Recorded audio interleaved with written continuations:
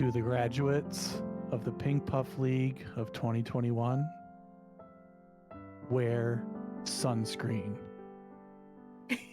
Welcome to the Pink Puff League finale for Season 1. My name is Neobari, and with me today on Restream is our headmistress, Asuka. How you doing, Asuka? I'm doing great, because what Neobari didn't say is this might be his first time on commentary. I'm really excited. So, hi. How are you doing? Not too bad. Looks like I'm going to be missing out on the finale, which means I failed and I have to join Season 2. Yay! And also for the other headmisters or what have you, we do have the wonderful Tybalt pushing all the buttons, and we have another first time. We have Psychonaut doing the restreaming for his first time. So we have a lot of firsts here, and it's awesome.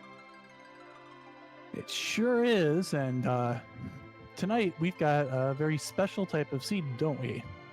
Yes, today is what I've called the Siren's Call. It is the graduation ceremony for the top 2 scoring Pink Puffs throughout the entire season. We have Endgame and Rybon. They, throughout the season, have just been tearing things up.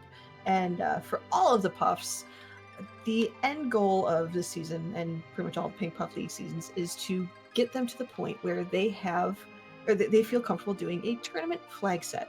So this particular flag set, if you were around during the Lolly-Ho League, this will look very familiar, because it is a Lolly-Ho Swiss flag set. So it's all come down to effectively making them tournament ready.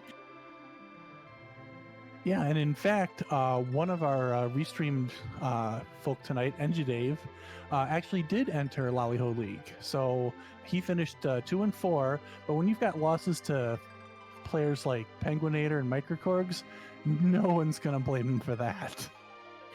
Exactly. And I know both of them are actually, there's a lot of Puffs that have entered the Highway to the Zeromus Zone, so ZZ4, and are doing really good as it is.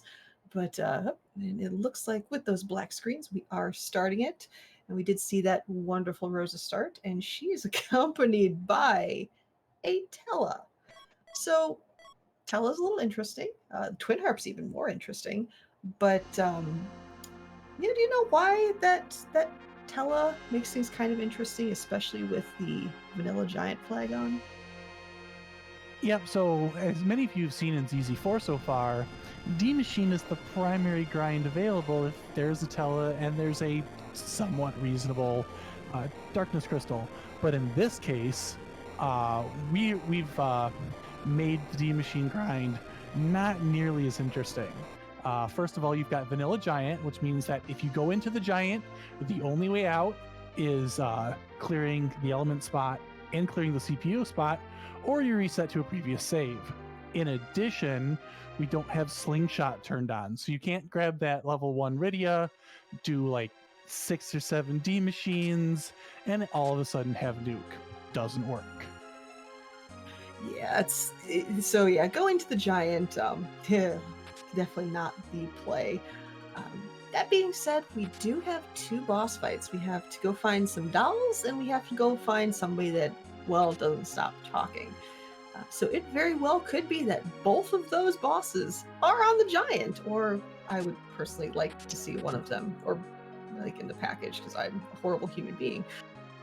But the nice thing, though, with Tella is if they wanted to, they could make an entire check of the Watery Pass, which both of them have gone to.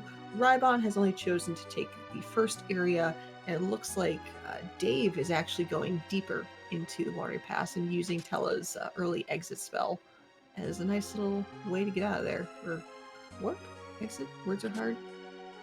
Yep, and we've seen some J items here. Hourglass 2, we've seen an Ogre Axe, which is pretty good. But we haven't seen anything that's like super amazing, because this is Teal Wildish, but it is max tier 6.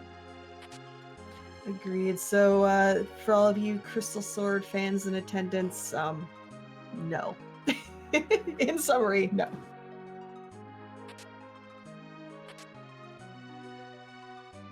Our tracker Tybalt is letting us know that they have seen the life staff, and Ooh. that's still a pretty good item, especially with Rosa. But I think we want Rosa to hit things early. It'll be saved for later. Yeah, that life staff being pretty much the bestest of the long sticks. It's going to be a good thing to see against Z, and I do believe with these, let's see, we do have C buy on, so we don't have C permajoin, which is nice. But yeah, so the thing is though, with character options in this fight set, say they come across a character that they're not sure if they want to grab just yet, they have to make that choice right then and there, because if they say no to that character decides to go on vacation and not show up, not stick around in the tower to get picked up later on. Yep, and we also have distinct 10. So that means 10 of the 12 characters will be making a face. 2 of them are going to be on vacation. So, I mean, for all we know, Rosa could literally be the only white mage. Maybe Cecil and Kane or some other melee character are on vacation, so we don't really have a super big source of melee damage, or maybe our black mages are gone. We're not going to really know for sure. And we might come across a lot of dupes. As pointed out in chat, I believe there are potential for 3 dupes, and oh hey, I know those bosses. That kind of looks required, doesn't it? That kind of does. What's interesting though is NVIDIA did reset out of that. What people might not realize about the waterfall spot is that spot is really, really fast. So if you don't really have a good setup, you don't feel comfortable with your party to handle just 6 dolls punching like heck, it might be better off to potentially come back later with a little bit better gear or more characters. Well, Rabon's going to try the Zeus Rage here, and well, that takes care of that. Yeah, for as fast as the spot is, it's well, not very HP heavy. So with that, we do have our first objective done and in the books today, with number 4 being done. And it looks like we've got a Cecil on top of Hobbs, and we've got, oh, it's just Water Hag, so Yeah, we're fine on that. easy peasy stuff.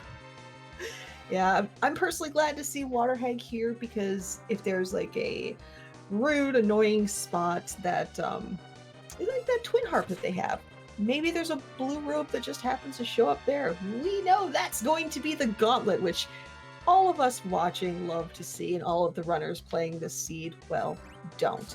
So we do get a free fight out of the way, and I am cool with that. I'm still a fan of the Baron having the alt gauntlet, because I want to see Senator Crocodile. Oh, jeez. I think my favorite alt gauntlet spot, and this was just because of what happened, how that seed was rolled. I one time went to Fey March and both blue robes were there, and I'm just sitting here going, huh, well, that's a thing that exists. One is sadness and one is just annoying. Cool. Our runners are checking the back of Hobbs, and we've seen another Hourglass 2 and a Gaia drum, so worth going ahead and checking out the back of Hobbs. Yeah, that's going to be a really good thing, because although Cecil's really good once Cecil, well, becomes a paladin, right now, they don't really have too much for damage. I know, I believe Dave found a power staff at some point, and we're getting a lot of gear for characters that aren't in the party currently.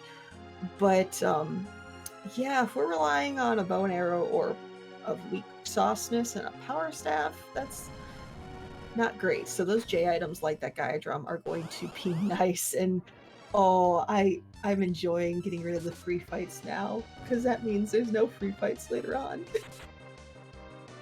King and Queen Evelyn decided to take their vacation in Antlion Cave. Not my choice of places to go on vacation, but hey. Right?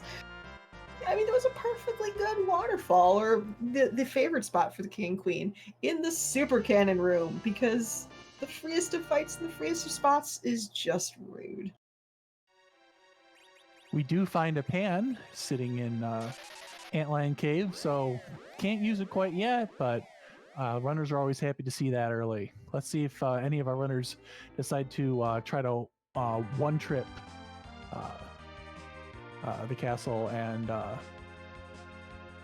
maybe miss out on an important item. Yeah, having the pan brings up a very interesting situation because of that triple dip. You can one-stop shop for Bool, but if Bool has something that's required, then early,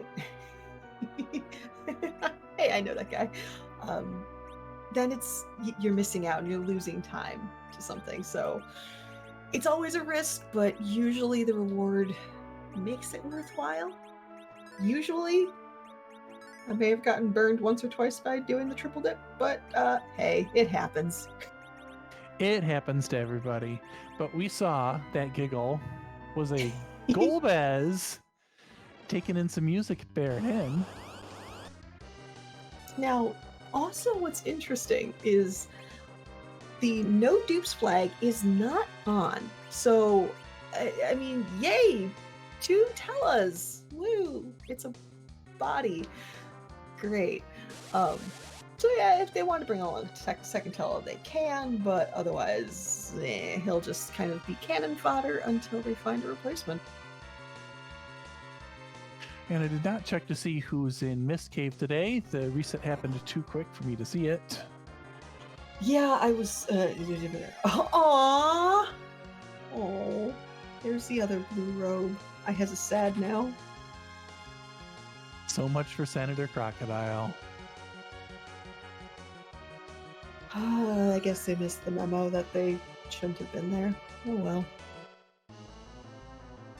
But we do get to see who's going to be at the Equitable Defense, and it is. Ooh, interesting. It is Odin. Yep, Odin shouldn't be too much of a problem because of the Zeus rages we get as part of one of our kits. Yeah, the Zeus Rages lit ones. There should be enough damage, or much of a damage output, to take out this Odin as quickly as possible, hopefully. And as Till has mentioned, they do get 4 rages, so yeah, that's going to be a good amount of damage. We do see the second boss in Baron Inn being a computer, because when I think of Final Fantasy 4 times, I immediately think of high-tech floating computing balls of CPU-ness. Makes perfect sense, because lore. Clearly they're playing electronic music today in Baron Inn. Either that or disco. We have the disco ball right there. Oh, interesting. So, Rybon has revealed the hook. So we do have underground access. Not necessarily the underground access they're hoping for, but it is a possibility. At the very least, it's another character to check out. And then potentially another hiding place for Demas to be at. Agreed. And the other nice thing is sirens are actually fairly available in this flag set. That was done to kind of balance out the fact that Vanilla Giant exists. So the nice thing about the Emblem Cage shop is that it can hit not once but twice on essentially sirens showing up. It's always funny when you get the double elixir in the item shop there, but I remember LHL Swiss, that was a very common place to see sirens because you get the 2 chances for them to show up there. That being said, I believe there's a small % chance that there are no sirens for sale in the seed. So we'll see what happens. Yep, with items like coffins and hourglasses and Bacchus wines that could be taking up those same spots, they are not guaranteed, or they could even be on the moon. The moon shop does have the same chances for tier 5 items. That is very true. That's something that sometimes newer inexperienced runners might not remember that, yes, there is that shop in the moon once you make sure you pick the correct naming way. It's usually the way I describe it. It's the third one just on the center right, because I am terrible at explaining things appropriately and scientifically. It works. But, so yeah, worst comes worst, they can check there, but yeah, we'll see. But we are checking that item shop, and speak of the devil, we do have the Bacchus, we do have the elixir, but no sirens yet.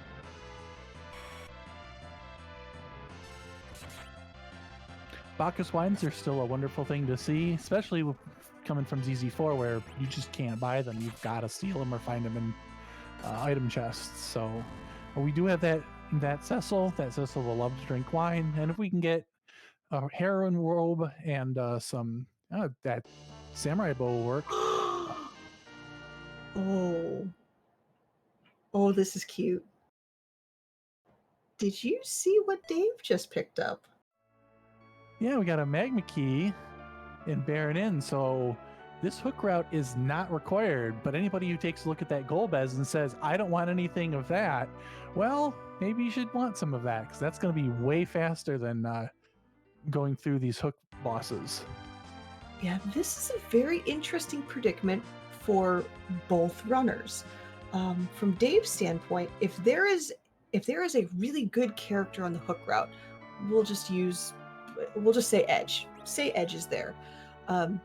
He's probably not going to attack the hook route so quickly because he's already underground with the magma key. Now, also, if say you see Dr. Luge that appears in the Ruby spot, he's going to miss out on that knowledge because he has the magma key. That being said, on the reverse, we know there's no sirens in the hook route, but if this character is a dud, or say the bosses don't pan out, but they look doable, Rybon could lose some time by attacking the hook route before getting the magma key. So it's always it's going to be very interesting to see who this character and boss is on the hook route for sure. I would still be surprised if we're taking a Dark Knight Cecil through the hook route, though. I would expect that Rybon would be going through ordeals to make sure that both Tella and Cecil are a bit more powered up. That Murasame and Protect Ring, though, that was a massive double pickup from the hook route there. Also, that trap chest had a Zeus gauntlet. Oh, boy. So... Speaking of bosses you don't want to see in the Rubicante spot. And a character that would do wonders with some items that was literally just picked up. Ooh. That is an Edge. That is He'll be put to work real quickly. Oh, wow. That is interesting. Yeah, Rybon's like, okay, thank you, I'm good, bye, cool, I'm outie. Because yeah, that Edge wow. A Zeus Gauntlet, a Murasame. Okay, sure. Yep, so in this flag set, we do have K-Summon turned on, so that means that the pan check could have been a key item, but in this case, we've got Artemis arrows. Pretty nice. Yeah, those are pretty much the best arrows you can get. I haven't really seen any bows picked up. I could have missed them. We do have a samurai bow. We have seen that, so. All right. So Rosa's just like, yes, thank you, I will take those, and just wreck a lot of face all of a sudden. Here. Oh, the samurai bows are in the Evelyn shop, so Dave does not have access to that because he doesn't have the hook. So yeah, things go on. Yep, so we do have a Luca key as the Famarsh freebie. Not something you really want to see, but it is there. Agreed. And double checking. The warp glitch is off. Oh, geez. That's a That is a Fey March. The warp glitch is off, so if you do want that key item in the sealed cave, you have to use that key. Rybon will be getting the good news. Well, we'll see. Maybe not now, but Oh, he reset out. yeah, it's seeing that Golbez. Again, it's gonna be very interesting to see if when Rybon takes on that Golbez. I'm a little surprised Energy Dave doesn't pick up that tiara for Rosa, because that's really good defense, especially this early in the game. Yeah, I'm sure he's got a plan in it. I wouldn't be surprised if his plan involved waiting to try to find sirens in a shop. Sirens with the updated. I'm just gonna shut up now. Well, he sure did find those sirens, so they are there. So, so here's what you call a fire sale in some respect. Dave has his grind. The nice thing about the dwarf kit that they start with is they get 10 rune rings, and they sell for good money. And that good money can be, don't burn the Oscar. It would hurt. Oh, that heroin robe too. Heck and fluff. Yep. He knows where his grind is. He's building up some money for it. Let's see if we get that dwarf job check here. Oh, a DB administrator. So smart people doing smart people things. I approve. However, back on our deal side, Rybon first ran into Antlion and now is getting back attacked by Valvalis. Yeah, that's not really someone you want to see right there. That edge though will be doing a lot of work. But for those that don't know, seeing Valvalis here tells Rybon that if he hadn't found underground access, it wouldn't be at ordeals. There are certain bosses that cannot gate your underground access by any means possible that are Valvalis, Kanatso, and Wyvern. No. Yes. So Golbez. Wyvern, Golbez, right. Yes. But that's the tricky part, is because the right. Golbez was holding on to the magma key. Our logical underground access is the hook route. However, it is not our only way underground. I love this seed already. As our tracker would say, Seed's got jokes.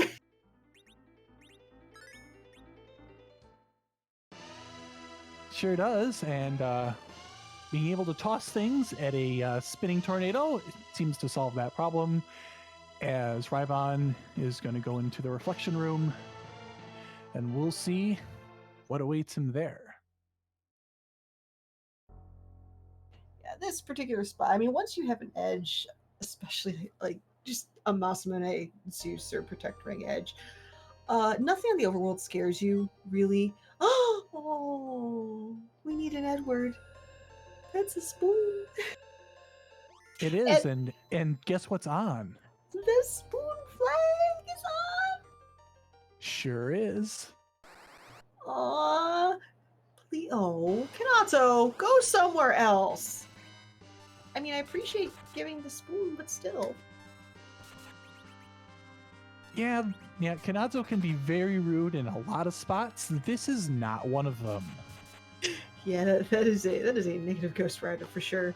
That is a pre-ooze Teenage Mutant Ninja Turtle. It is a baby turtle. But Dave has found his hook. Rybon has found his paladin and activated his Tela. And Dave will be showing us what wonderful goods Yang's wife has.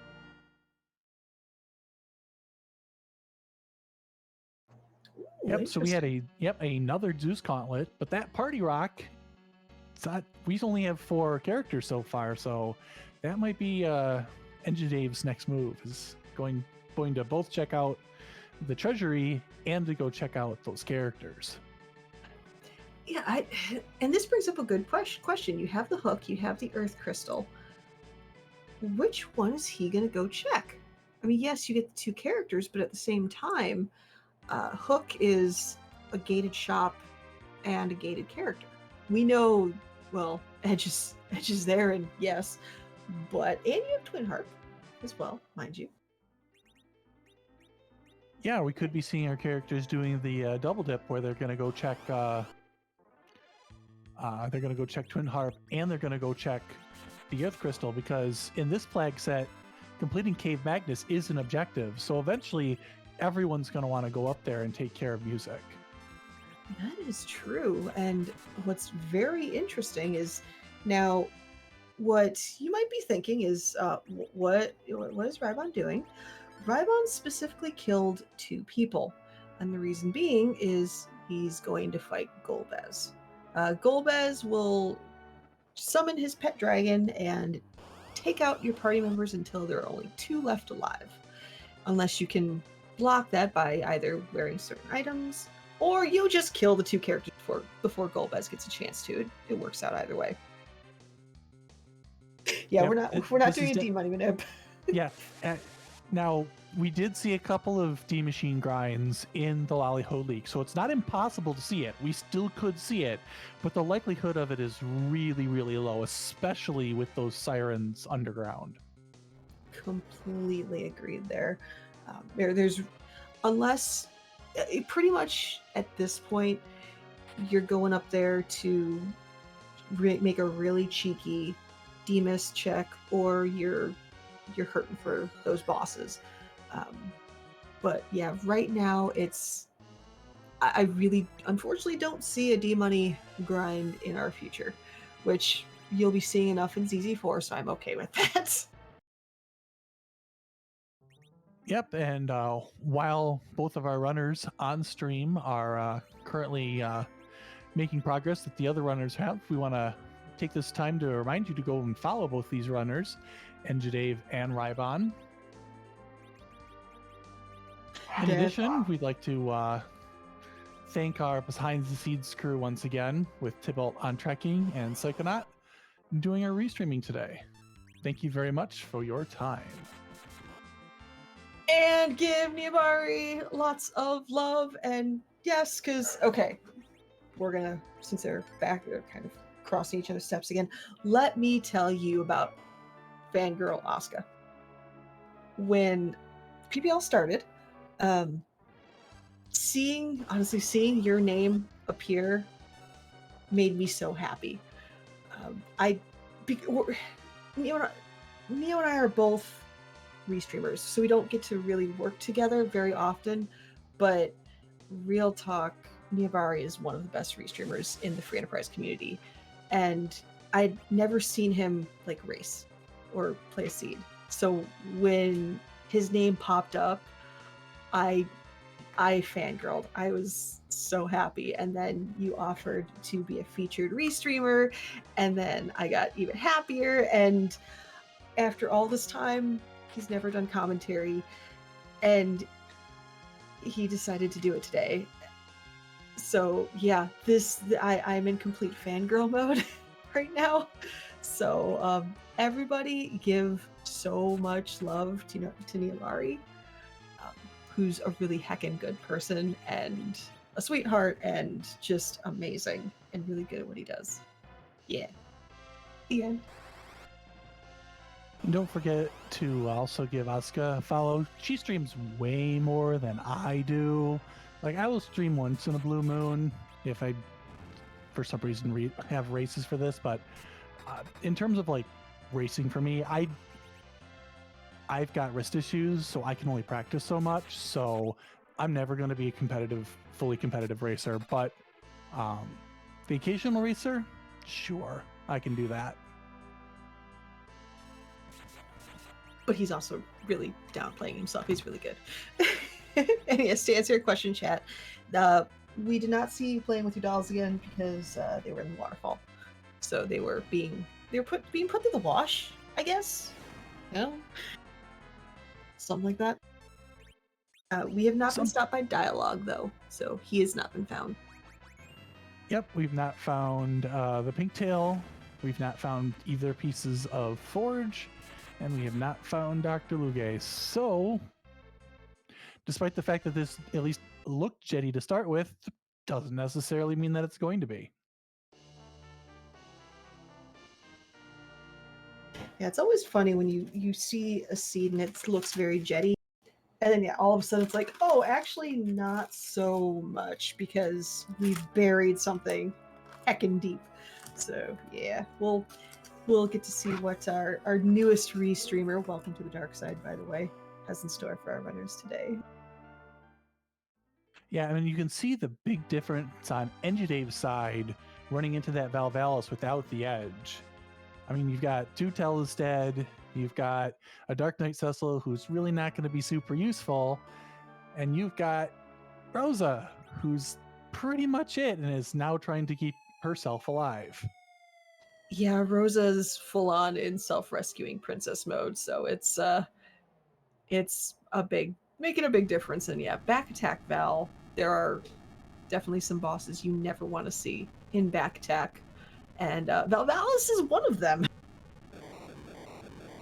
Yep, trying to put that life staff to work, but that's a lot of bonking to do in order to get through that many hit points. Yeah, it's numbers are hard. I don't remember how many. It's like I think maybe around 4,000. I'm guessing. Hopefully, a smart person in the chat knows that. Oof, there's the wipe. Yeah, that is going to be a hard one. Hopefully Dave realizes that he's got a free character check in the hook and double checks that and goes, oh, okay, good. Dave is leaving Mono Deals for right now. Hopefully they will make their check and get the good news about a certain edgelord.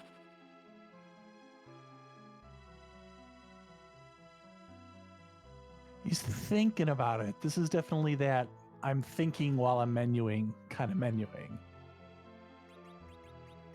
That is actually, yeah, that's a good way of putting it. And it does look like he is going after it again. Maybe. You can't tiptoe past Valvalis. It doesn't work that way.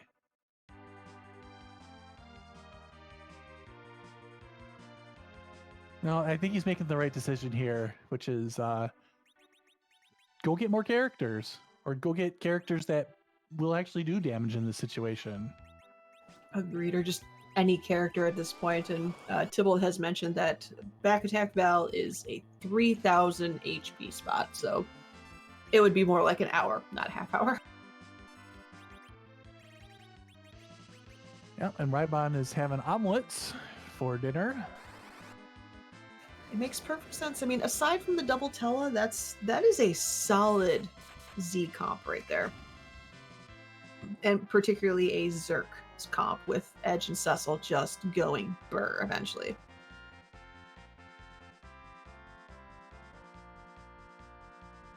And to answer a comment from Alchemy in chat, the reason there's double Tella currently is Tella was our first dupe.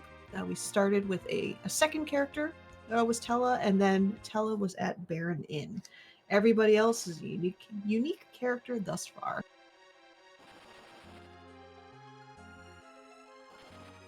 Yeah, let's see where MJ Dave goes next.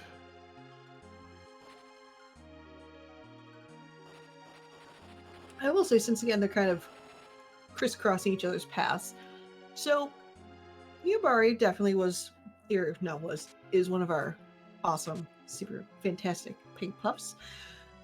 What were you, since this has been a whole season and every single week we've had radically different flag sets, what were your thoughts on all the flag sets? Did you find one that you really liked, one that you really hated, one that you wanted to curse my existence out for, so I can tell you who to better direct your ire to? So I definitely found the mystery flags like more interesting than I thought I was going to originally. Originally, I was like, this is going to be painful. I have to learn all these different glitches that just might show up. But but I actually had a lot of fun with that. The one flag set that I did not care for was the one where it's like, you're going to learn the D machine grind. Fun fact, didn't. The good news is that the seed we got didn't matter that we didn't need to know the D machine grind. We were able to do it just fine without it. I glared so hard at that seed. You have no idea. I was so happy about that. I wasn't. Oh gosh. I was like, okay, because my thought was, it's a grind that is really helpful to know. I mean, in ZZ4 you're seeing it all the time, but it's also, well, kind of annoying. So let's set things up so they can learn this. And the seed's like, nah, joke's on you, Asuka. You puffs don't have to do it. Like, oh, well, heck. Because that was I think that we had that flag set change in the middle of the week, because originally it was just I think it was NEC Hero, right? It wasn't Forced Tella. It was always a Forced Tella, but some of the other flags were a little bit difficult, or a little bit more difficult. And actually that seed was later tweaked even to an even more difficult degree and used in a community flag set. But yeah, it was a little bit sharp around the edges. If you didn't like, there were some really bad edge case scenarios that were not fun. And I think it was the C maybe was one of the biggest ones.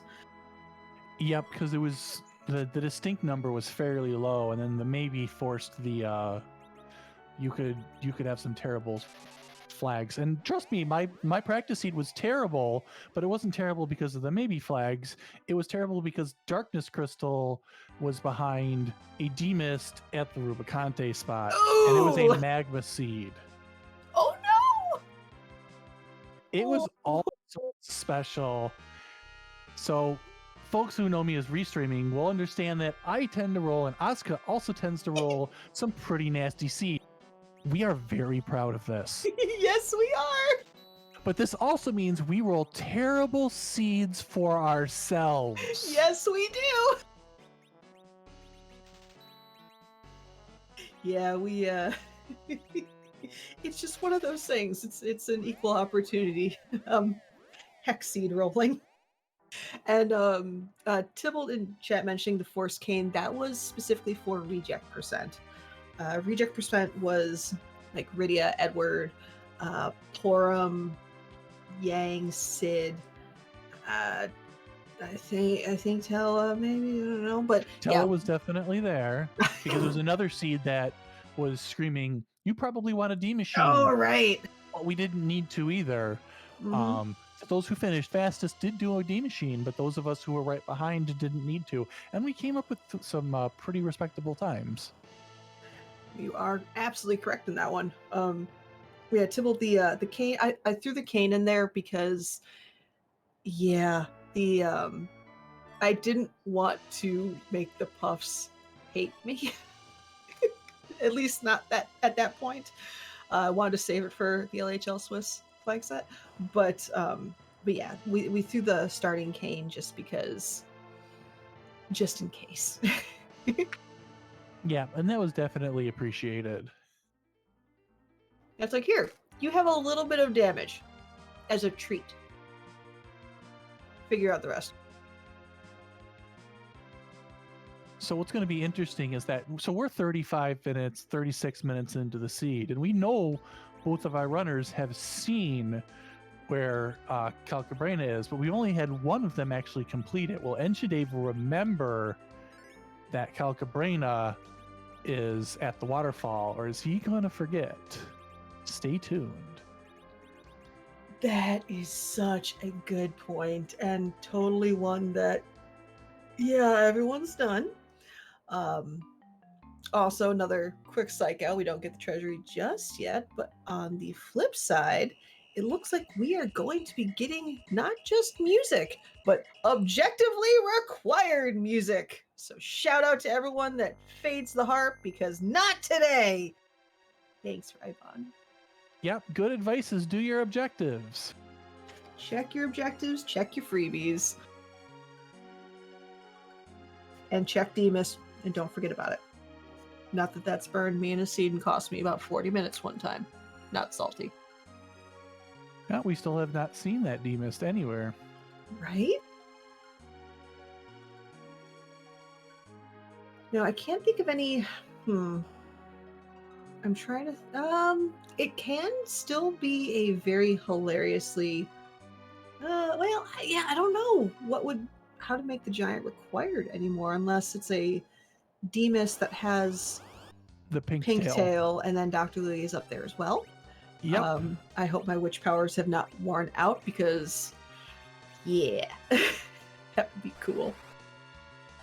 But that being said, we do. Oh, all right. Looks like Rybon has taken out his party, and we get to see everyone's favorite best boy, DJ Spoony B, with some heckin' good tunes.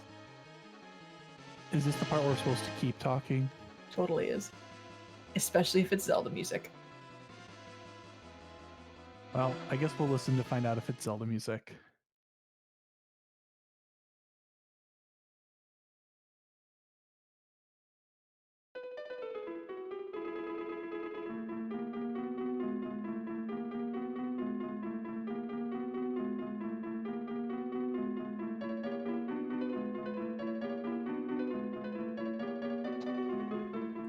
I don't know this.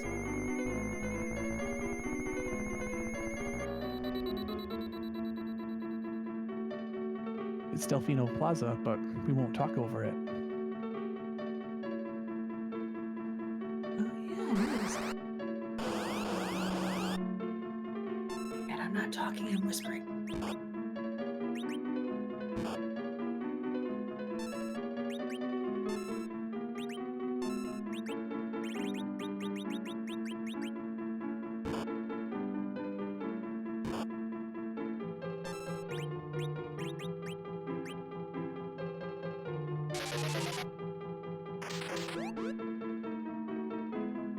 I'm so confused because there's a treasury.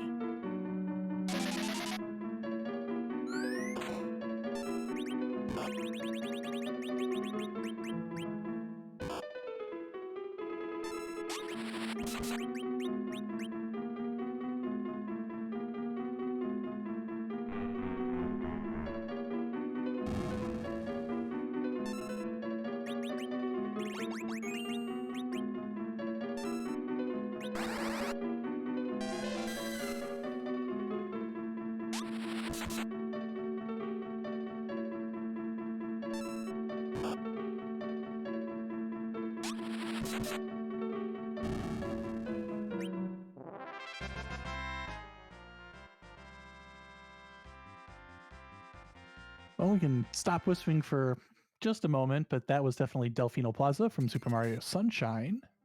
It And did have some Dr. Mario vibes too, which I'm cool with. Ooh. Is that double required? It sure is. That is a hard required music.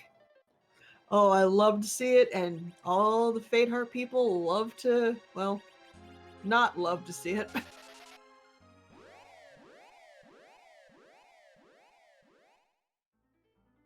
The treasury was pretty good. If we ever find that Black Mage, that Stardust Rod is going to be great. So another Zeus Gauntlet, a Silk Web, which is going to be fantastic for the Z fight. It was definitely a 2 wildish out of 10 treasury. Yeah, I think we're up to, 4 Zeus Gauntlets? I mean, apparently they come in pairs. I don't think we're going to have 4 Zerkers unless we get, Cecil number 2 and Edge number 2, and we just kick Tella to the curb. Right? Which I would approve of. Oh, hands down. A White Spirit would be nice for Kane. His Strength Ring, because we don't have apparently enough Zeus Gauntlets. the crystal ring for someone that we want to go super speedy with. That rune axe and ogre axe is good because I don't think we've seen a better weapon for Cecil quite yet. I think you're right. And it should be noted that the boss in the Endgame Magnus Day was the two guards, so those are the Baron guards. They're melee, but they're also mages. So ironically, going to the treasury first and picking up those rune axes are really nice against those guards. Or just use a coffin and that works too. Right, Rybon used some mute bells and made them quiet. Like we're supposed to do again for this music repeat. Or we'll just keep talking, you know. I mean, I have my music on mute, so I can't hear anything.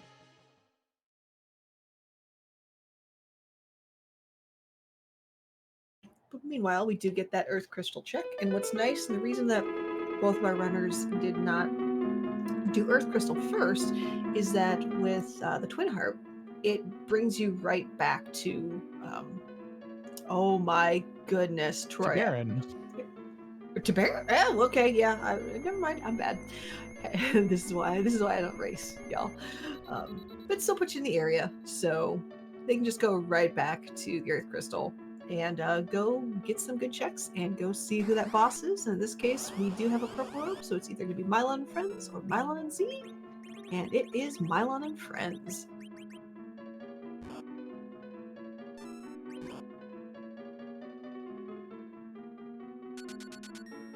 If we had that cane here, that white spear would be hilariously awesome. But that being said, we have an Edge, and Edge is going to do Edge things. Like, completely wreck face to everybody he's up against. Yep, and Rosa having Berserk means that he'll be able to save those Bacchus wines for now and just cast Berserk on Cecil. And it looks like he's zerked up his Rosa with those Artemis arrows and the Artemis bow. Nothing wrong with that. Plus, you usually don't run the risk of a party member losing their final arrow. That's a nice little interesting bug about Zerk. But yeah, every once in a while you can make that mistake and lose your last arrow. Happens to me more often than I'd like to admit. That is always the saddest of times when you're like, oh, I'll just use aim. Oh no. Yep. And to reply to a comment, I was about to say a comment in cat, a comment in chat. Heroine robes are for sale. Actually, heroine robes and tiaras are both on sale. Heroine robes are in Tamra. Yep. So, yeah, along with sirens. Well, that looks like a mop. That is a fupa indeed. We're going to be exchanging one beard for another. Yeah, that Tella is that second Tella is just gonna go bye-bye now.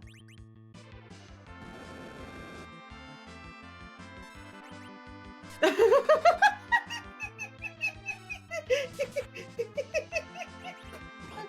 another edge. It is another edge, but what's interesting is that this is Sineki, and we've only seen a couple of weapons that are really good for edge. We haven't seen I don't think we've seen Ninja ooh. Sell it! Sell it! Well, this is interesting. Yep, so Rybon did not check for the trap chests, but Dave sure did. And that looks fairly Crystal Sword-ish. Yeah. So that worry about not finding a weapon for Cecil? I have one! If you don't sell it. I mean, if S Corner was active, which... Oh, wait. Wait. Sell Quarter is active. Did you know you can sell that crystal sword for 7.8 sirens?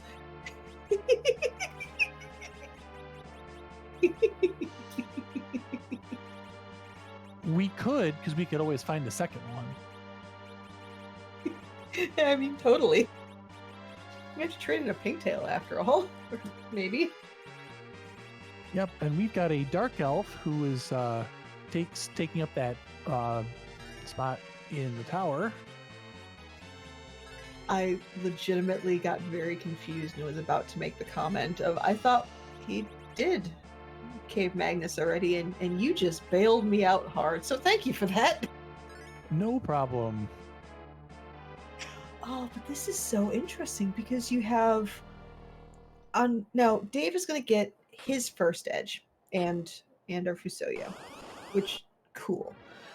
But when you're looking at two edges and a Cecil, and the second edge isn't very well equipped aside from like 80 Zeus gauntlets and a Cecil who's got like a rune axe versus one edge and a crystal sword Cecil, and that edge isn't as well kitted. I'm curious to see which one is going to be faster overall, because you just see the massive amount of damage that Cecil's already putting out right there. And Carisa's got an excellent question. Rybon decided to take both edges, but got rid of the Rosa. Huh. And is asking us, why would you do that? And I'll be honest, I'm not really sure. I would rather have a Rosa and an edge versus two edges. The only thing I could potentially think of is looking at this comp, the double edge Cecil. That's just physical power overwhelming. In that case, Fu can act as a healer. That being said, Fu's MP pool is very limited comparatively to Rosa's. So with that Fu, yeah, that's great news. Plus, keeping that second Tela, there's your anchor. I wouldn't be surprised if moving forward, Rybon literally knocks out that Tela in every single fight, just so Tela doesn't get any levels, stays relatively low agility, and just runs with it there. And as Tybalt said in chat, and I completely agree with, don't need healing if you kill the boss faster than it kills you.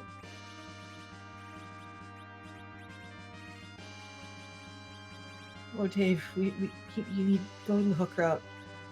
Oh, Dave also has a cursed ring. I totally missed that at some point. Yeah, having the curse ring means keeping Tela, and having him be your anchor is definitely the right way to go here.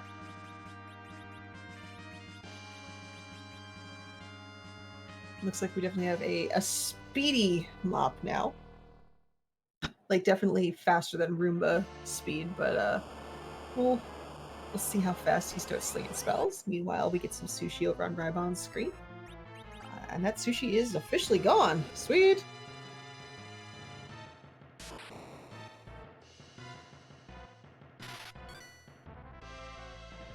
Yeah, as pointed out, we do have the I believe package was at the Tower of Zot, so we'll be finding out soon. That's personally always my favorite check to do.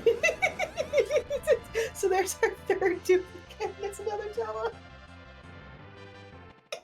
I mean, we could have had 3 Telas, because 3 Telas is way better than 2 Telas. I've actually taken 2 Telas to a Z fight before, and it made sense because I needed the Telas to do Tela things on the moon. So at that point, I just said, "You're in the bus. Let's go." We did have one race featuring one of our runners in Lollyho League, Swiss, that did run with 3 Telas and won. So there is something behind that madness. Yeah, you can pretty much, in the right scenario, make almost any comp work. And yes, it's I have rolled a desert bus for a seed, and it was one of the, when Nevar mentioned that him and I have rolled some seeds that we loved and everyone else hated us for. Also, shout out for the key item that's about to drop, and it is a it's a bang zoom. We're going to the moon, y'all. The seed, one of the seeds that I just completely made people cry was a hook route that was Evil Wall into Ogopogo, and the Z sprite was in fact the desert bus. Very nice. It was great. So I think it was Dijon and oh my goodness, who was the other one? I know Alicel was tracking. Was Dijon and Hupfin, or maybe? I'm not sure. But I just remember their reactions like, that is a bus. That is a bus. It's great. And Engine Dave does not forget that Calcabrina was put into the wash and takes care of that objective. And it should be noted, because I don't think we've brought this up. We do see that they have 5 objectives that they have to complete, or that they can complete. They only have to complete 4 to get the crystal. Doesn't matter which 4, and Dave and Rybon and each one of the runners can do a radically different route and get a different combination of 4. So they just have to do 4. They can do all 5 if they want, if it works out that way, but they'll get their crystal after the 4th one. Yep, and Rybon has bought a whole bunch of sirens and is now going to work on some eggs. And thankfully, from Dave's side of things, he's checked the hook route, and he will be checked, hopefully. Oh, no. Oh. Dave, no! At the very least, you want to check to see what boss is there. You want to check to see if there's a cheeky Demus there. Boss and character. Oh, it's one of those, we know what's there. And the fact that there is a Murasame right over there. It's like, oh no. And our tracker Tybalt's right. The comp is fantastic as it is. But it's just that knowledge that we have. You're just like, oh no, just go over there. It's like a few steps.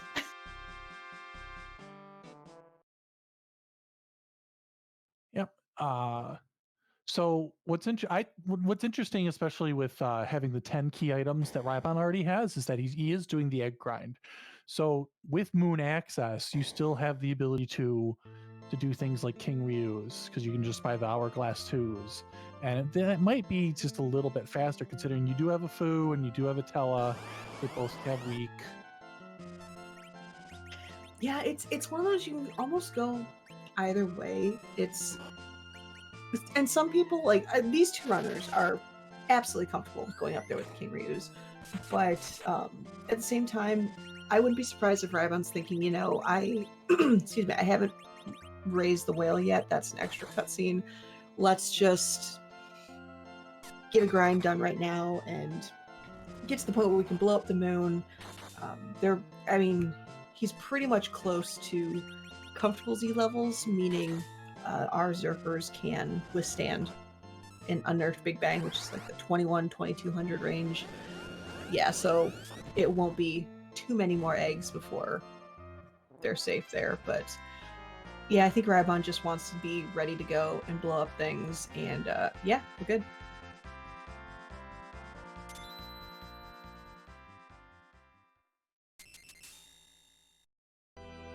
But since we are watching eggs on one side and the return of, elements on the other, and Tella the 3-peat. So again, this is the season finale of the inaugural season of the Pink Puff League. For those watching and don't know what the Pink Puff League is, it is a league for newer or inexperienced players of Free Enterprise, and gives them a safe space to learn a whole lot of different flag sets, strategies from the best, and still be in a comfortable area where you're racing against people of your skill level. And if you want to be a part of it, yeah, go for it. It is going on hiatus after this until the end of the ZZ4 tournament. But after that, season 2 will kick off. We're going to kind of do a little bit of reset and start from maybe not necessarily the same flag sets, but we'll start with an easier flag set and slowly work our way up. So, yeah, if you definitely are interested, head to our Discord. Newbies Corner is where we tend to be a lot. The community clubs, that's another place that you will see us for sure. And typing Discord one-handed is not very easy, as I thought it would, or as easy as I thought it would be. Sweet. But that being said, to our wonderful Puff on commentary, Bari, what would you like to see for season 2? So I can take notes and possibly take that idea. So, this is going to be extremely controversial Ooh, because I like it. most of the community doesn't like it. However, we didn't have a dark matter hunt. Let me tell you something. It was between dark matter and K-Trap for the 2v2 seed. And K-Trap was chosen because I think saw K-Trap was the better choice. But I also feel that a dark matter hunt with win game is something that doesn't get played very often around in the community. But it teaches you where the chests are. It teaches you where the out of the way chests are. So like a lot of the runners, especially with things like Wildish, just ignore things like the hidden chests in the different towns. You don't need to go there because you're going to get great loot in other places. Well, if you're doing a dark matter hunt, it's really good to know where some of those other chests are. I like it. I absolutely like it. And yeah, it's the fact that between the two, that was kind of the unfortunate loser of that. I have no problems doing a dark matter next season. Side note, Dave probably isn't happy to see that strength ring. We'll see who that boss is shortly, and Rybon is showing us the lunar character. Please be an Edward. Please be an Edward. Please be an Edward. No! Is this even randomized though? Yeah, that was a well, we gotta have our dose of vanilla. But yeah, I don't think it's randomized. But unfortunately, there was no character on the moon, so that was a wasted character spot. I mean, there was a character, but it was immediately yeeted. Yeah. Good job, Rybon. You have appeased me. But yeah, no, I love the idea of a dark matter hunt. That's something that I would even totally erase because I don't know half of the hidden spots. I mean, I don't even still know where all the chocobo forests are, and there's, I think, at least a chest in every single one. Yep, there's multiple ones in the chocobo forest. That's the one that you normally get the black chocobos to fly over to Cave Magnus with. So you have a comment in chat, a distinct 5 run or a 4 or less man Z. When I'd originally penned ideas for flag sets, a 4 character flag set or max party 4 was penned in. This season was a little bit shorter just because the timeline between LHL and ZZ4 was shorter than normal. But yeah, don't think I haven't forgotten about that one. So we've got a Leviathan over in the Luge spot. That could be a little interesting. I mean, I don't quite remember the magic at this spot, but again, with a Crystal Sword Cecil, I don't really think that Dave is going to be too concerned. No, not at all. And we've got Rybon also going ahead and hitting the Lunar Subterrane, going from the bottom up. Yeah, and I definitely do not hate this play. I mean, you're still looking for the Legend Sword, you're still looking for the Pink Tail, even Rat Tail would be something good to find there. So the best place to go in that case is the Ribbon Room, so you can see you can get two for the price of one. Oh, oh hi. That's a ruby at this spot, and that spoon is now gone because ouch. Yeah, Rubicante is not who you want to see in the D-Lunar spot. Not at all. Tybalt though is It's mentioned.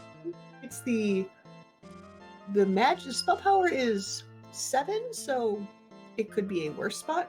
Cough.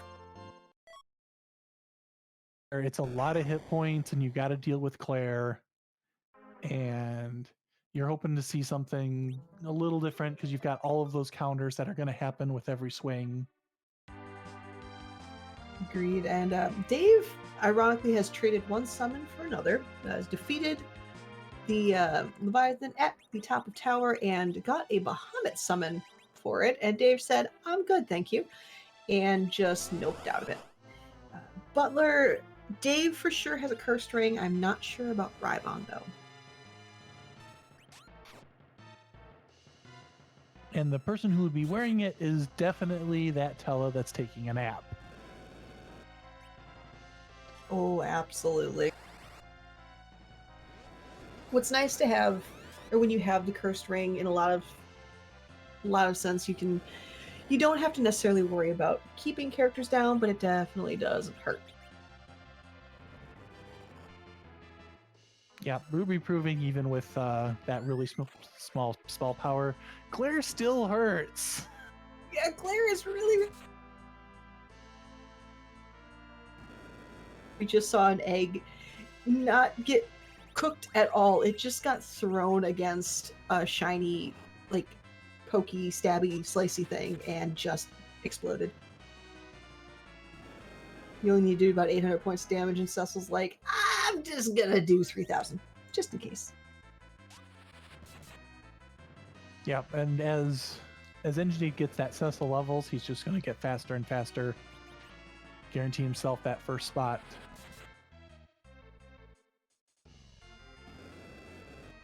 And it does look like Dave's pretty much taking the same route that Rybon is, of just get the levels, get Z ready, and just go blow up the moon. Although Ruby has other choice words for that, like, no, you don't. That being said, there are still a lot of rude bosses we haven't seen yet. I'm pretty much looking at Baigen right now. In the wrong spot, that is going to be a painful, painful fight. We did see 2 sparkles, so Ogo might be one of them, but Ogo anywhere on the moon just is sadness. So I'm kind of hoping for Ogo to be on the moon. Yeah, we still have not seen that Wyvern either, and this is full-blown Blarg Wyvern with the Mega Nuke. It's not like ZZ4 where you've got Witchburn. There's no Wyvern. It's full Blarg. And Rybon is showing us what happens when you don't do quite enough damage to take out take out Ruby. Ruby actually does take a page from Dr. Dialogue and gets some flavor text. Unfortunately, like, the white shirt is really good for Z. It's really good at helping you dodge Meteor at the end of the Z fight. The Moon Veil, absolutely fantastic against melee bosses, but yeah, no key items. So, interesting. Yeah, but that was only one spot on the moon, so we'll be checking out the other altars here pretty quickly. Now, what I'm kind of curious on is it is K main summon moon. So we do know that yeah, go away. I don't care that you're not randomized. I don't like you. I don't like Plague. If you couldn't tell, Plague is literally my least favorite boss in the game. But K Summon is on. And both of these runners and many of the other puffs are in the ZZ4 tournament where K Summon is off. So they look at Fey March. They see two sparkles and they nope right out of that.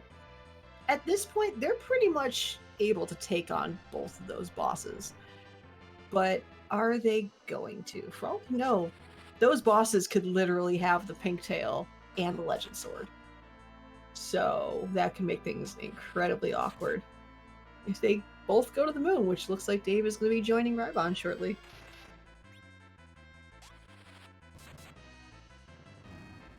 Yep, or they could have absolutely nothing, or a wild goose chase.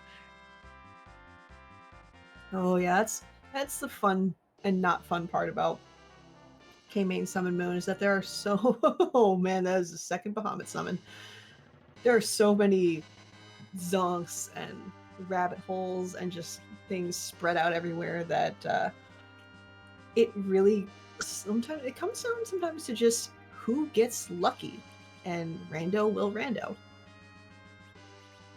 Yep, because we still have a couple of rabbit holes that we could be going down. So Baron Key is still unavailable, and that's two different key item checks behind it. We've got Tower Key and the Rat Tail.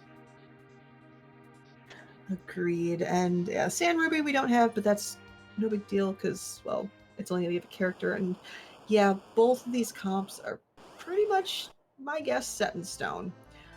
So that is probably the last free-ish fight, especially since the coffin was used on the officer. The soldiers. There's the other free one. Oh, That's in Cave Bahamut. Yeah, so 3 imps in a trench coat can be fairly free. That being said, if they didn't have the hourglass, oh yeah, they're that Tella just got obliterated on the edge too. They are kind of punchy, and the Bahamut's key value is really punchy. But that being said, yeah, this is free on both sides of the thing right now. Also, it'd be really funny if they each found, like, one found a pink tail, one found a legend sword. That'd be really cool. I just want to get swole with these tokens, no. Oh, please don't tell me oh god, please don't find pink tail. Find pink tail because it'd be funny, but I don't want to go 3 for 3 on this. But I kind of do.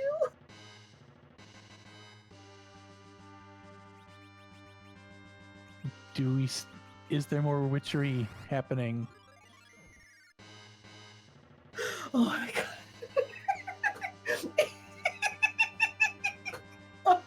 I'm glad. But I'm not glad for Dave.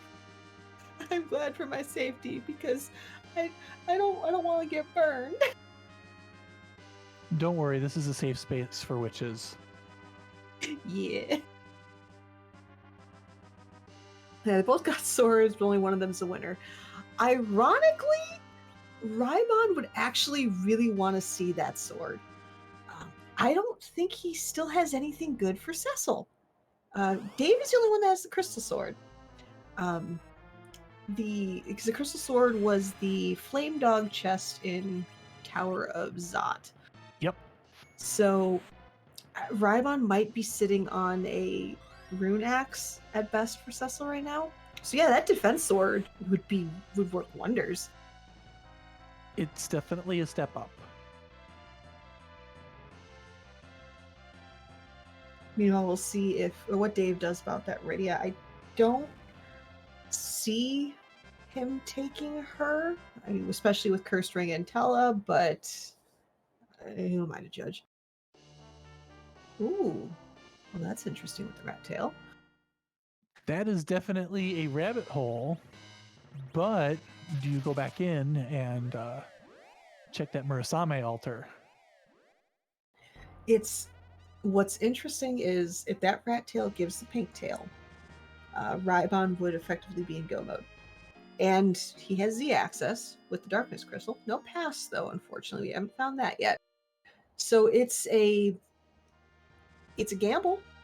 It's absolutely a gamble, but it looks like because he healed up, he's probably going to dive in and just clear out the moon. But I'd be curious to see what other runners do in that situation if they get they get that rat tail and the legend sword and go, do I take the risk or not? So if I learned nothing out of Pink Puff League, and especially the seeds that were rolled for this season, it's that you do top down. Is that there has been so much value at the Murasame altar. It's been my go mode, I think, twice. Oh, wow. And it has paid off in spades. It's saved me like 20 minutes in the seed we had. I think it was the mystery seed.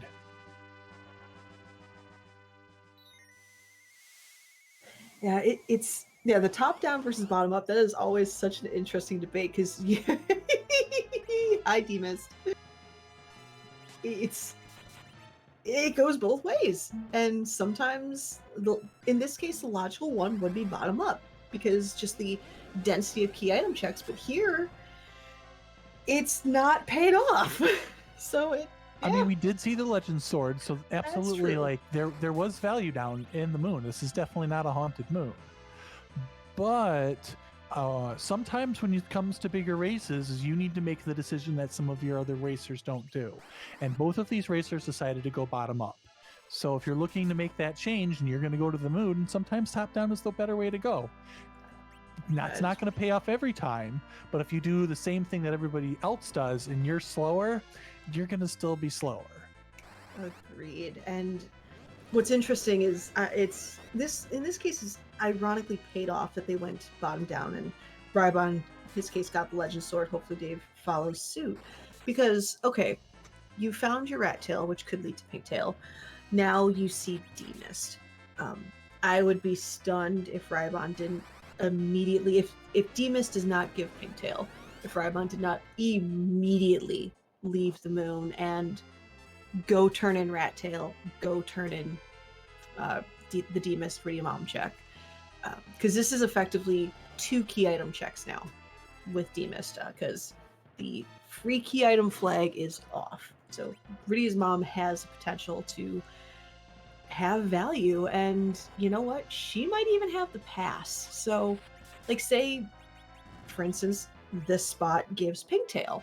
I would still check Rydia's mom just to see if it's a pass. Oh, absolutely. You turn in rat tail because there's tower key. There's more holes to go find. And that's a relatively quick check. The Super Cannon Room is one of the, if not the easiest boss spot in the game. So it's one of those. Is it worth it to go turn that in after you've done rat tail, after you've done Rydia's mom? Rybon is heading to cave value, so he's saying, you know what, I found plenty of value on the moon. Let's just finish this out. So Rybon will be getting lucky in that he's going to get a sword for his Cecil in the form of the defense sword. Meanwhile, Dave is continuing to get some goodies on the moon and play with a boss that should not be in this game, because I hate it. And this is definitely the right play here, because you don't want to have to come back to the moon unless you are going to Z, and you are hoping at this point that one of the checks, because you've got a couple of them to check, that if you don't find that pigtail, that you are going to find that pass, and you can just take that pass right to Troya and go to Z that way instead of the couple-minute walk. Agreed. And there have been so many races that have been won and lost because one person had the pass and one person didn't. That Z walk, if you don't have the pass, feels like hours, because in your back of your mind you're going, okay, someone could be done around this, or could be in the same go mode time that I am, but they did one extra check, they found the pass. Now it's not a matter of I have to excel at my Z fight. It's now I have to excel, and then my opponent has to make a mistake, and that's never a good feeling at all. Nope. Oh, I will say, while our runners are, again, retracing their steps, again, additional shout out to these runners. Again, these are our 2 that through the whole season they've consistently finished in the top. Dave and Rybon have finished the season with the highest point total, and they are officially graduating from the Pink Puff League after this race. Now, I spoke to them a few days ago, mentioned that they've graduated, but I've also mentioned to them, and spoilers, I have nefarious plans for season 2 that involve these two particular people. So they might be graduating, but you might see them again. So give them plenty of love. Also, give fantastic amounts of love, likes, and follows to our behind the scenes team. We have Tybalt, who is tracking and doing a fantastic job with that. We have Psychonaut, who this is his first restream. So, heck yeah, Oscar plans. So Psychonaut rolled the seed, did a fantastic job, doing a great job keeping the stream running, and everything is fantastic. Nothing is on fire yet. Knock on my desk, and that just got both my dogs to start barking downstairs. Whoops. And of course, give so much love to Niabari, who is a pink puff himself and arguably the best restreamer that the free enterprise community has to offer, and is a heckin' good person. Who again I totally fangirled over when I saw him taking part in Pink Puff League. And don't forget to give Asuka that follow, because she's the headmistress of this Pink Puff League. This league does not exist without her running it. And all the Pink Puffs have appreciated the hard work that she's put into this league. Honestly, oh, Rydia's mom decided to be like, this. Is it awkward that Rydia's mom gave a grimoire? It's a textbook. I mean, it is. It'd be a little bit even more awkward if somehow she gave the Titan Summon. But in all honesty, I'll say it again later. The Pink Puff League is what it is because the Pink Puffs. Y'all are awesome, but I'll talk about that later. Meanwhile, we do get a rat tail check. We get to find out that rat tail has a zonk. So, Feymarch. Well, we still have tower as well, so we might see that tower check first. Package check. What if Dr. Luge is that package? Heck and fluff. That would be awesome! Ah, Pink Puffs!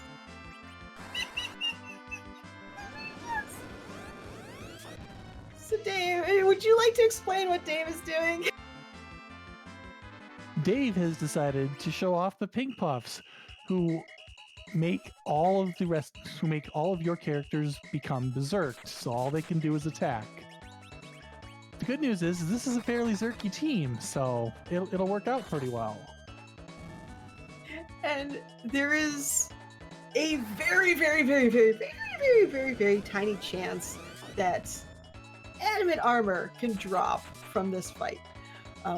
Mind you, this can only be pulled in one particular area and one particular part of the game, and you have to use a Siren to do it. So this is a fantastic treat and send off, and I hope he hits the 1 in 256 to get that adamant, because that would just be awesome. Yep, these Pink Puffs are staring at you. I know, and they're so cute. Also, it should be noted really quickly that Rybon did see our Karate Man in the Super Cannon room, and that Karate Man is no more. Oh, come on, Schwartz. Come on, Schwartz. Oh, no! Nope. The RNG has not been in favor of the animate armor drop today. That's okay, though. It's nice to see that the nod from Dave there. That was awesome. They do give a lot of XP. I should note that Rybon is going to the top of tower right now, finding that Leviathan will be disappointed with yet another Bahamut summon, but he has stockpiled the Super Cannon turn-in. So once this is done, we get to see what the tower key has and see if there's value behind that. Yeah, and this fight at these levels is going to be zero problem for Rybon. If you can survive the moon, you're going to be able to survive the top of or the top of the bottom of battle. Yeah, I agree that that noodle just it turned so soggy. Also, it wasn't pointed out that DKC on the moon is just rude. DKC in a punchy spot, for it being a free fight, does so much damage. Oh my goodness. Like if you see DKC at say like K value, you're just looking at that going, that's not I don't appreciate that kind of negativity in my life. Heck. But thankfully Dave has gotten through that. He is heading out of the moon, and we'll see where he goes next. Meanwhile, Rybon has got that Bahamut summon, kind of went, okay, yeah, that's not cool.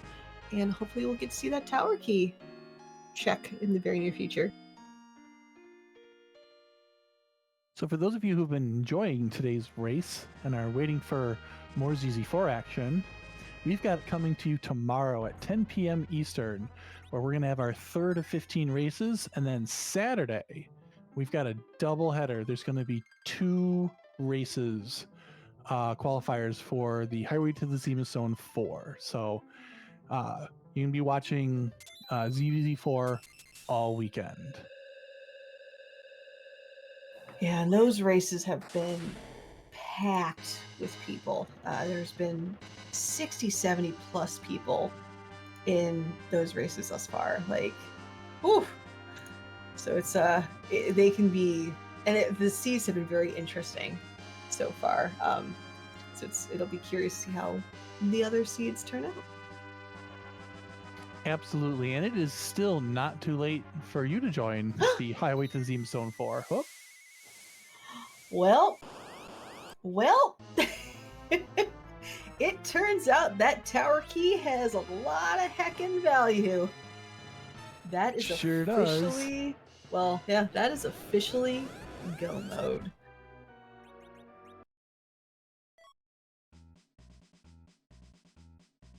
But we do get to get that forge in, and I believe in this flag set it is going to be the Excalibur, so the slight disadvantage that Rybon had for not getting the Crystal Sword, he gets the second best thing, and honestly at this point, that's fine. That is 100% fine.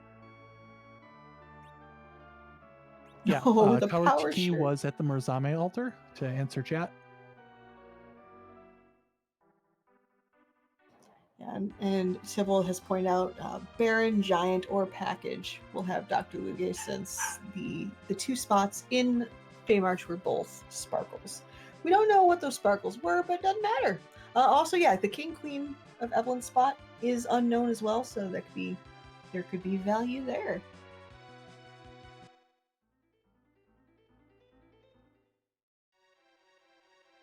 It'd be funny if this was the pass. Yes. Oh no, it can't be the pass. Well, this is It's a pink tail, yeah. so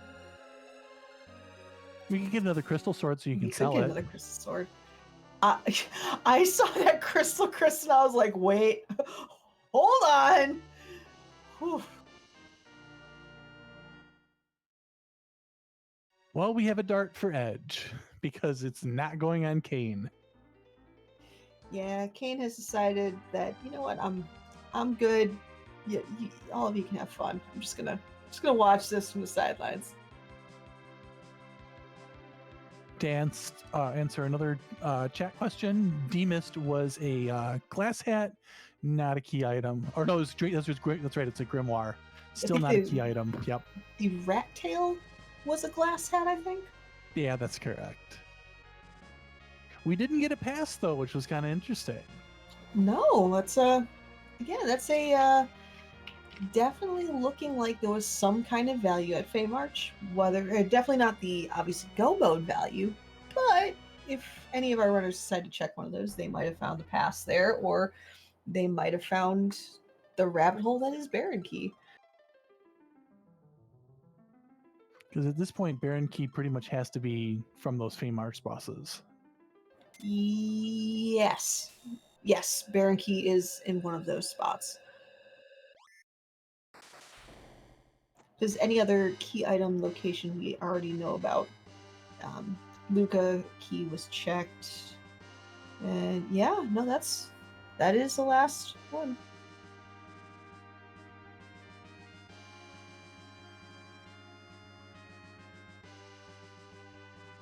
And Dave is going to be checking Rudy's mom and finding some disappointment with that grimoire.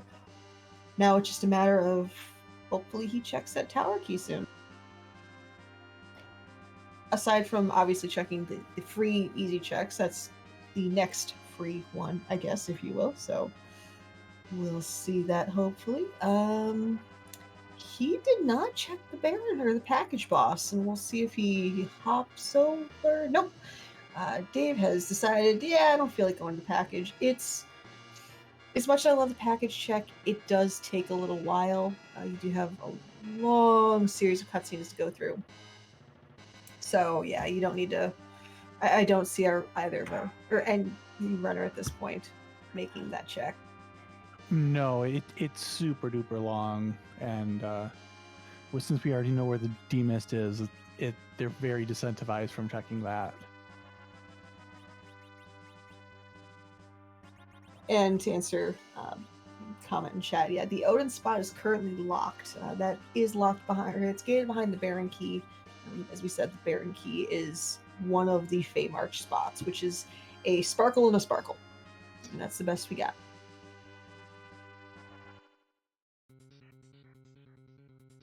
And we do not have a finisher quite yet, so Rybon could be our first place finisher for tonight.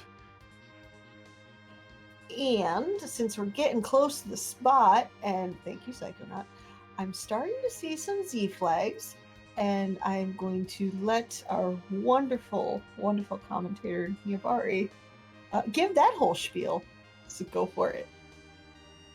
Yeah, so as many of you guys know, in Baron Castle, the airships are known as the Red Wings, and one of the best Red Wings we know of is Hedwig Zetterberg, which was also known as Z. So all these Z flags are here to represent him. I mean, What? they're actually, yeah, but actually, we don't randomize Zeromus. We randomize what he looks like, and we've got over 550 sprites that are handled by Skull Kitty and Boardface and a whole bunch of other people. So now's the time that we are supposed to be asking, whose butt are we going to kick tonight, and is it cute? And I hope to heck I didn't hack it up, because the admins are really awesome, and they did a really awesome thing and did some magic. And yeah. Because the admins are awesome. So we've got a truly special butt for you. I'm hoping I didn't screw it up. Yay!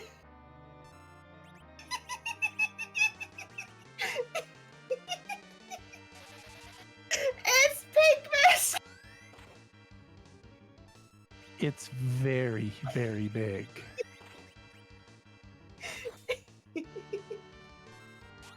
It was only fitting for the end of season 1 to fight the giant pink puff.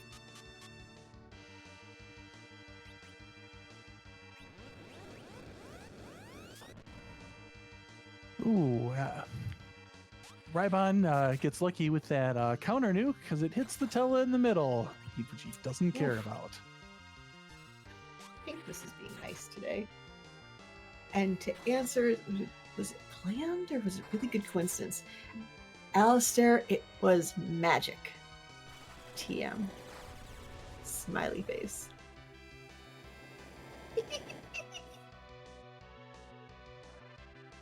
Definitely magic. Yeah. It's okay, relative agility makes more sense, so don't worry about it.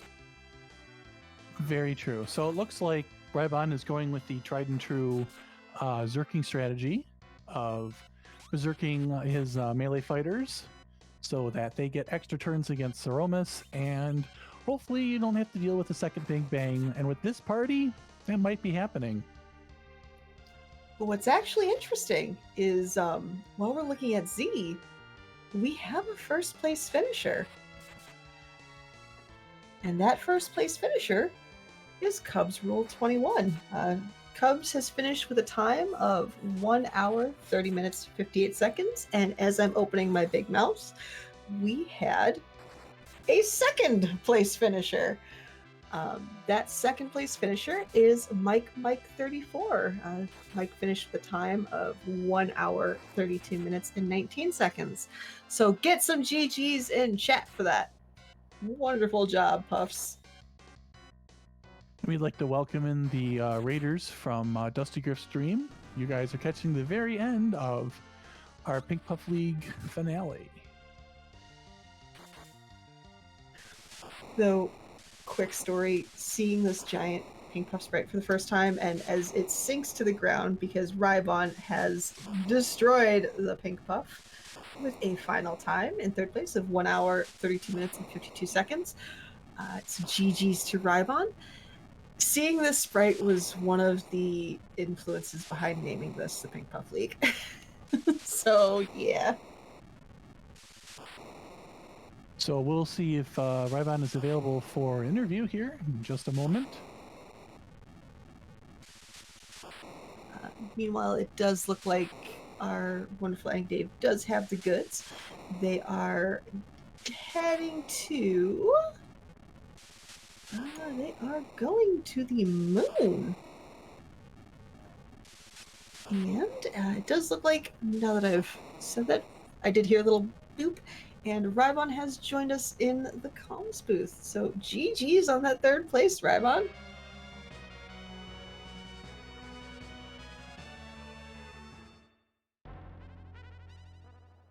It's all quiet. Oh, sorry. I had my microphone off. No worries. I'm like, did we lose him? Oh no.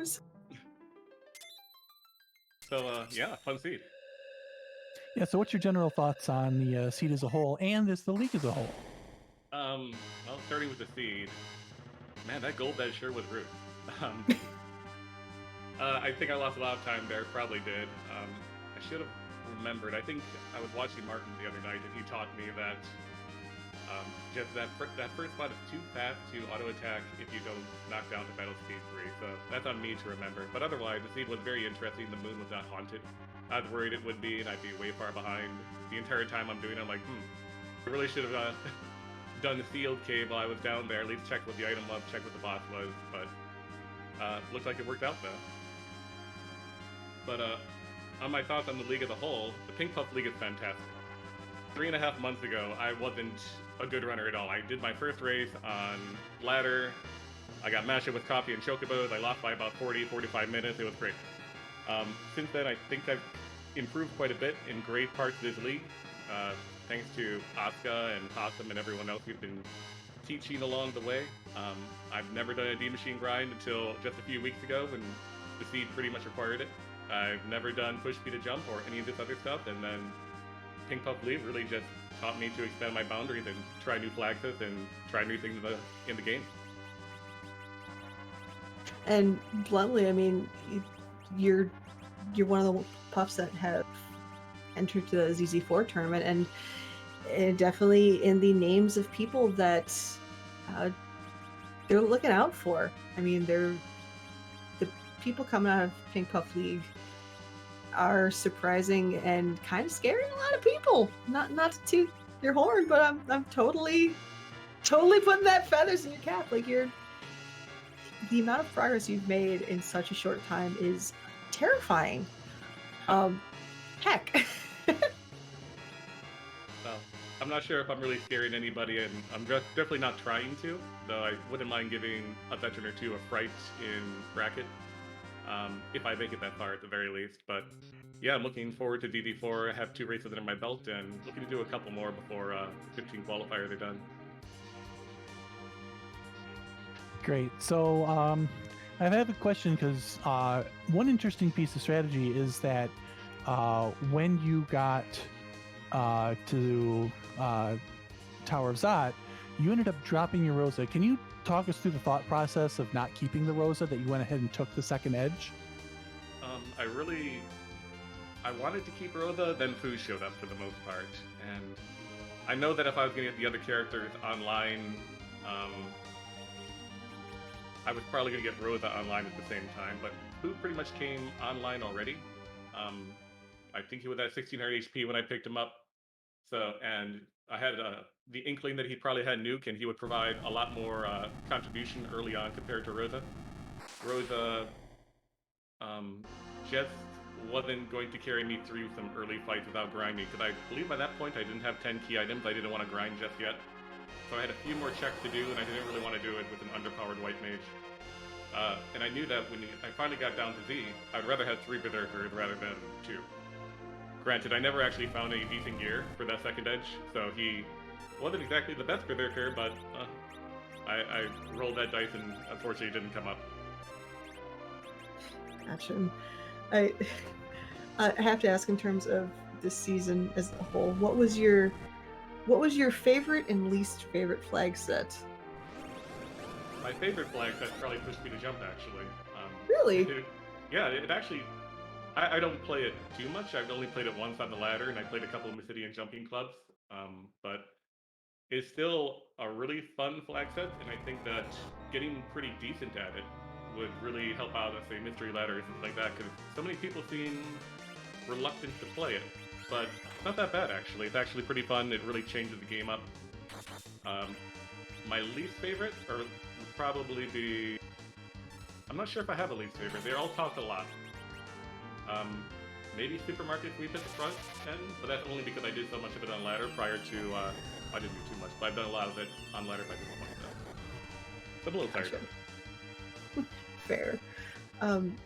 My main last question is, again, as we mentioned, you're one of our one of the first 2 graduates from the Pink Puff League. So if you had any comments for people watching you right now and thinking, you know, I'm new, I haven't really done this much, maybe I should do it next year, maybe I shouldn't, what would you want to tell them?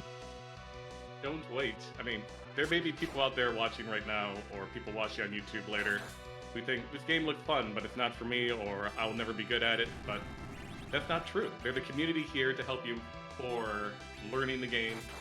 Pink Puff League is fantastic for getting your feet wet. Ladder, there's plenty of very charismatic and very helpful and open to question streamers out there who will teach you the game.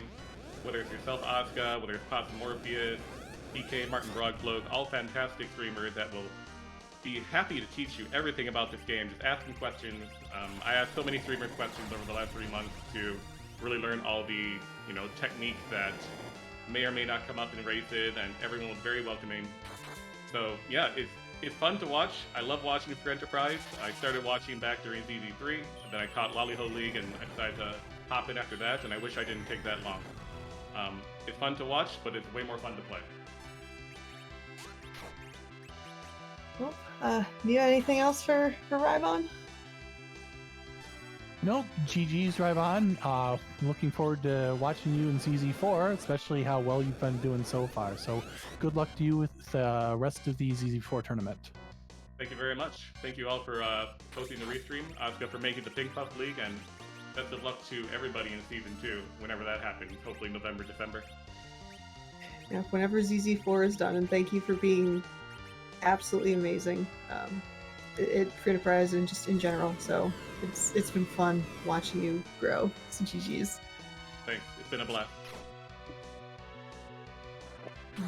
But actually, now that we've said that, it does look, actually, talk about perfect timing.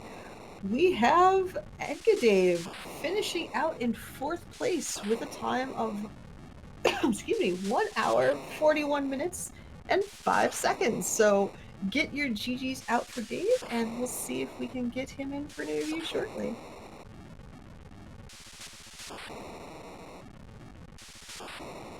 I wish all my Z fights can look as clean as Dave and Rybon's. I don't know about you. I'm a little jealous.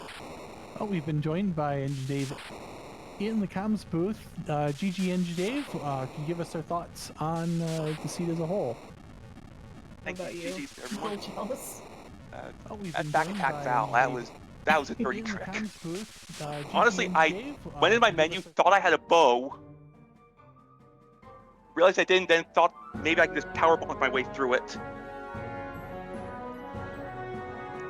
And then Yeah, Val that's had other pretty things. tough. Yep, that's a pretty tough spot. Fortunately, Oh, go on. I had to find a bow and get my way through that. I need to ask because it's one of those. We knowing something that you don't know. Were you ever curious to see who the character was in Evelyn Cave? I was for a little bit until I got up Zot and realized my party is pretty much set. Would you have liked a second edge though? Honestly, no. How about a second edge with a Murasame? Still no. I didn't have enough Nice. ninja swords to have two edges. Fair enough. Yeah, it was Murasame in one of the chests, Edge, and it was Magus Sisters. But you did find something that your fellow featured runner Ryden did not find, and that's the crystal sword. So nicely pulled on that one. Here on T Wildish, it's worth just peeking some of the easily found monster in a box because Tier 8's got a pretty good chance of spawning. Yeah, especially with the new 4.41 changes, is that you're way more likely to see those weapons in T-Wellish. Let's see here. Otherwise, for again, same questions I asked Rybon. What overall for Pink Puff League as a whole? What was your favorite and least favorite seeds? Again, so I can take notes.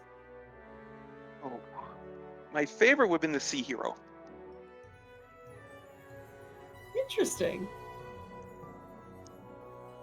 I would have to say my least favorite.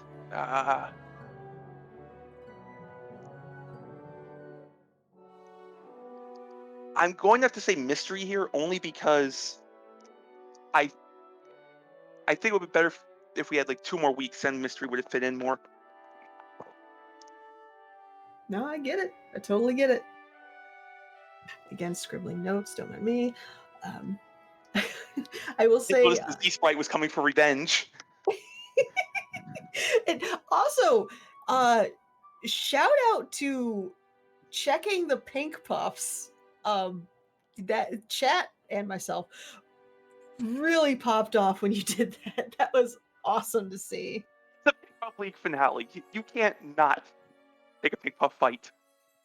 We were so hoping that you'd get the 1 and 256. You're so hoping. You wouldn't know it, Bionics. I would just like pause for about 10 seconds while I burst out in hysterical laughter. Yeah, I think we would have broken the stream or something, or I don't know, but heck, that would have been amazing. So now that you've graduated from Pink Puff League, are we going to be seeing you in ZZ4? Are we going to be seeing you in the ladders? What's the future for Engidave? I signed up for ZZ4. First race didn't go so well. No, in race 2, I couldn't make race 1. Ah, okay. So you've signed up, and hopefully you'll have some better luck in the future races. I'm hoping to see quite a few of my fellow Pink Puffs in there. And as I mentioned earlier, there are a lot of people that have taken notice to the Pink Puffs coming out of the Pink Puff League, and your name's absolutely in that group that people are watching. I mean, all of you have done so well, and y'all are impressing everybody with how quickly you're advancing and just turning into amazing runners yourselves. So yeah, good luck and have fun scaring everybody. Thank you for putting this league together, Oscar. Honestly, this has been fantastic for everyone in the league, for this community as a whole, really. Yeah, the Pink Puff League is what it is because of the puffs, because of people like you and everybody else. Was any other thoughts from yourself or any other questions from Yubari?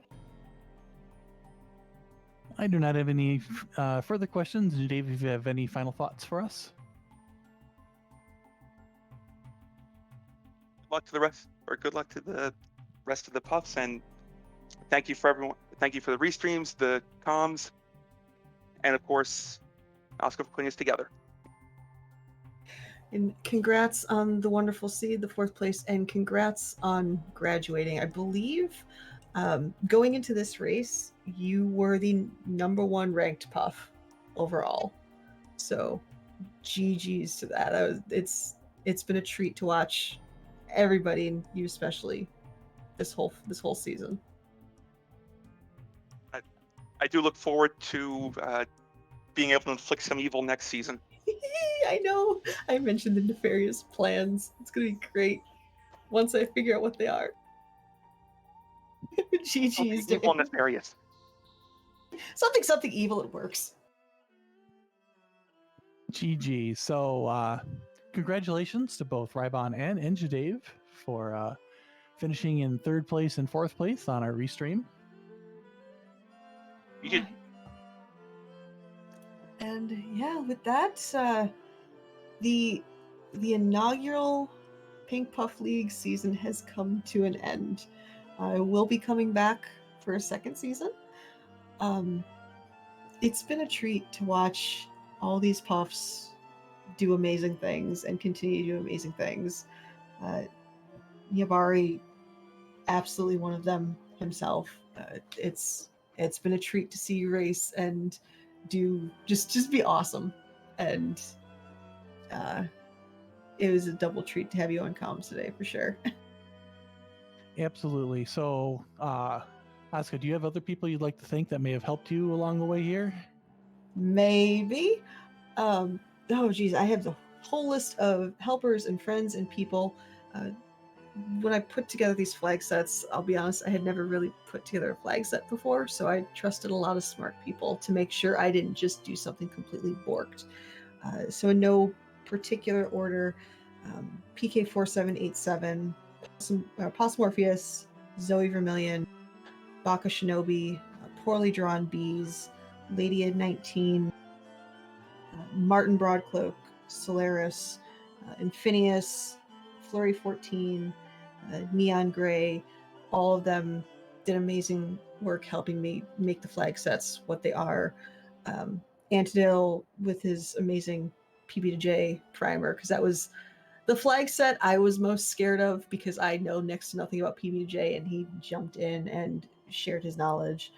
Twisted Flax wrote some really awesome guides for the puffs early on. The admins for letting this happen. This is definitely something that hadn't really, it had been talked about, but nothing to this extent had happened yet. So for it to just kind of blow up, and I wasn't sure if it would even take off or not, and to see it go from so many people in that first week to, and I started crying when that happened, to finding the first person practicing PPL flags, started crying when that happened. You'll notice a trend. To seeing other well-known runners running flag sets, and now flag sets from the PPL were featured in community club or community races. It's just blown up, and it's been so welcoming, or the community's been so welcoming for this.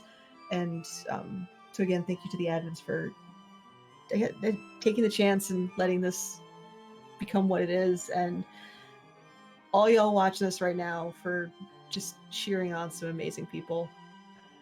Everyone's pretty awesome. It's been great, and I'm so looking forward to seeing what the Puffs do next season. Yeah, and a big thank you once again to Asuka for running the Pink Puff League.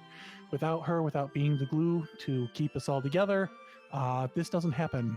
And for being the catalyst to make this happen, being able to run this, from all the Pink Puffs, a big thank you for running this. And we are all looking forward to season 2 coming to you in a couple months. Yeah, thank you. It's nice to see y'all enjoy it as much as you do. And yeah, well, now that I've set the bar crazier now that y'all have set the bar amazingly high. No pressure for season 2. But it is going to be coming back bigger and better and a longer season, which is awesome. But for right now, we still have racing going on, and we are going to be sending you over to another Pink Puff. We are going to be sending you over to Coving Tunes. Now, mind you, Coving Tunes is racing. No spoils, because you will get the bonk if you spoil it, and you won't like it because it hurts. So don't do it. Yeah. Yeah. So once again, thank you to our restream crew today. So thank you for Tybalt for tracking. Thank you to Psychonaut for restreaming. Thank you to Asuka for being on comms today. And thank you to our runners, Dave and Rybon. And thank you to Niamari for also being on comms and being an amazing puff himself. You're welcome. So remember, no spoilers, but thank you very much for watching, and we look forward to seeing you tomorrow night at 10 p.m. Eastern for Highway to the Zeromus Zone 4, race number 3. Have a good night, everybody. Bye-bye.